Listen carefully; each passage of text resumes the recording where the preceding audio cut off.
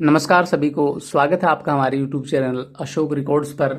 आज हम आपको पढ़ाने जा रहे हैं अव्यय।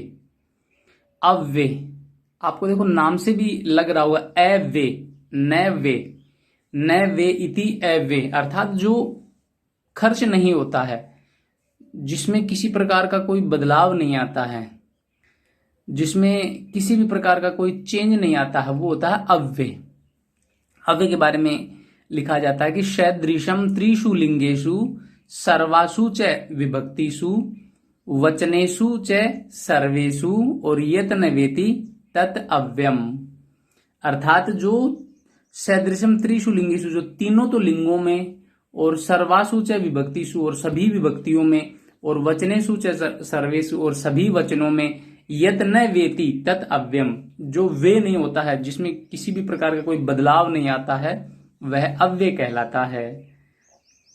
इसकी परिभाषा भी नीचे लिख रखी है कि जो तीनों लिंगों में, सभी विभक्तियों में, तीनों वचनों में एक समान रहता है, अर्थात जिसमें कोई बदलाव नहीं होता, वह अव्यय होता है।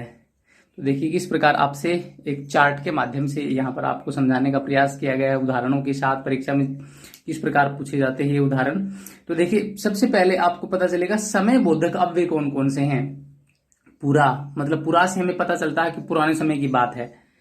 है का अर्थ होता बीता हुआ कल, मतलब जैसे यस्टरडे है, तो ये भी एक समय बोधक अव्यय है। और एक है श्व, श्व मीन्स आने वाला कल, मतलब जैसे टुमारो, तो ये भी एक समय बोधक अव्यय है।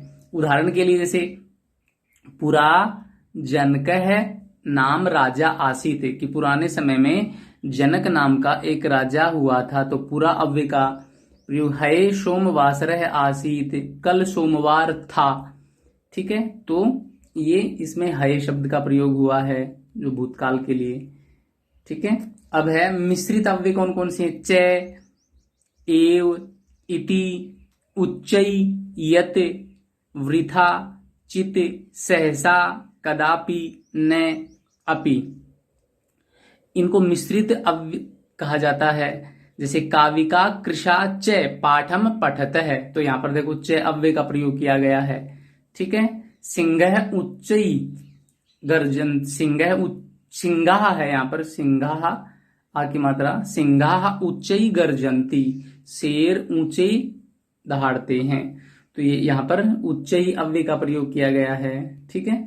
ऐसे ही युग्म जो अव्यय हैं, जो एक साथ युग्म का अर्थ जोड़े के साथ प्रयोग किए जाते हैं, वो कौन कौन से हैं। यत्र तत्र, यदा तदा, है, यथा तथा, यावत तावत, तो ये युग्म अव्यय हैं। जैसे उदाहरण है यथा शिक्षक आगच्छति तदा बालकाः पठन्ति, जब शिक्षक आ जाता है तब बच्चे पढ़ते हैं, तो यहाँ पर यदा और तदा एक जोड़े के साथ आया है, युग्म अव्यय। यत्र धूम्र है, जहां पर धुआं है, तत्र अग्नि, तो जहां पर धुआं है वहां पर अग्नि है। एक आप भी सोचो, यथा राजा, यहां पर यथा राजा, तो आगे डैश लगाया है ताकि आप कर सको, तो यथा के साथ क्या आएगा वो आप सोचिएगा, ठीक है। उसके बाद है स्थान बोधक अव्यय, अत्र, अत्र मीन्स यहां, तो एक स्थान है ये यहां। अत्र गजह नास्ति, यहां हाथी नहीं है, तो ये अत्र अव्यय का प्रयोग किया गया है। प्रश्न बोधक अव्यय, प्रश्न बोधक अव्यय कौन से माने जाते हैं। कदा, कदा मीन्स समय पूछा जाता है, कदा मीन्स कब, कुतः कहां से, किमर्थम किस लिए, ठीक है। और एक है निषेधार्थक अव्यय, ये निषेध जिसमें मना किया जाता है, मां का अर्थ होता है मत करो, नहीं, मत, ठीक है। तो ये है, इनके उदाहरण भी यहां पर है। जैसे प्रश्न बोधक में गीता कदा पठति, गीता कब पढ़ती है। मेघा कुतः आयान्ति, बादल कहां से आते हैं। वार्तालापम मा कुरु, बातें मत करो। विवादम मा कुरु, विवाद मत करो, तो ये उदाहरण भी दिए गए हैं आपको समझाने के लिए। अब प्रत्येक अव्यय आपके सामने है और उनके अर्थ भी आपके सामने हैं, तो देखिए जो परीक्षा में पूछे जाते हैं इस तरीके से उदाहरण सहित आपको समझाने का प्रयास किया गया है। पुरा, पुरा का अर्थ होता है पहले, पुरा का अर्थ क्या होता है, पहले, तो पुरा राजयुग है आसीत, पुराने समय में राजयुग था, राजाओं का दौर था। प्राक, प्राक मीन्स पहले, सूर्योदयात प्राक अंधकार है भवती, सूर्योदय से पहले, प्राक का अर्थ होता पहले। इति, इति मीन्स ऐसा। न वे, इति अव्यय, जो वे नहीं होता है वो अव्यय होता है। कदा, कदा मीन्स कब। सीता कदा उत्तिष्ठति, यहां पर प्रश्नवाचक है, ठीक है। कुतः, यहां पर भी प्रश्नवाचक है। कुतः मीन्स कहां से। सा कुतः आगच्छति, वह कहां से आती है। मां का अर्थ होता है नहीं या मत। उच्चई मां वद, जोर से ऊंची आवाज में मत बोलो। यत, यत मीन्स जो भी होता है या की भी होता है। सह अकथयत यत गीता न आगमिष्यति, वह कह रहा था कि गीता नहीं आएगी। और लास्ट है यत्र, यत्र मीन्स जहां। यत्र ताप है तत्र अग्नि, जहां ताप है, जहां पर तपन है वहां पर अग्नि होती है। तो ये यहां पर यत्र अव्यय का प्रयोग किया गया है, ठीक है। तो ये थे स्टार्टिंग के। उसके बाद सेकंड में है कुत्र, कुत्र मीन्स कहां। तो उदाहरण है बालक है कुत्र गच्छति, बालक कहां जा रहे हैं। संप्रति, संप्रति का अर्थ होता है अब या इस। संप्रति, समये संप्रति अभ्यासम कुरु, इस समय अभ्यास करो, ठीक है। तो ये ऐसे था उदाहरण। संप्रति अभ्यासम कुरु, अब अभ्यास करो। यदा कदा, जब कभी। यदा कदा भ्रमणाय गच्छ, जब कभी भ्रमण के लिए जाओ, जब भी कभी मौका मिलता है। यावत, यावत मीन्स जब तक। यावत सह पठिष्यति तावत सफलम भविष्यति। तो देखो यावत और तावत ये दो अव्यय। यावत मीन्स जब तक और तावत मीन्स तब तक। सह यावत पठिष्यति, वह जब तक पढ़ेगा। तावत सफलम भविष्यति, तब तक सफल होगा, ठीक है। तो ये यावत तावत अव्यय है। उसके बाद है स्व, स्व का अर्थ होता है आने वाला कल, ठीक है, आने वाला कल। तो स्व मम मातुलः आगमिष्यति, कल मेरे मामा आएंगे। है का अर्थ होता है बीता हुआ कल, यस्टरडे। है रविवासरः आसीत, कल रविवार था। बही का अर्थ होता बाहर। ग्रामात बही नदी अस्ति, गांव के बाहर नदी है। उसके बाद है कदापि, कदापि मीन्स कभी भी। कदापि समयम वृथा मा यापय, कभी भी समय को व्यर्थ में मत बिताओ। अपि का अर्थ होता है भी। मोहन अपि कार्यम करिष्यति, मोहन भी कार्य करेगा। किमर्थम, किस लिए या क्यों। त्वम किमर्थम न आगत है, तुम किस लिए नहीं आए हो। तत्र मीन्स वहां, तत्र का अर्थ होता वहां।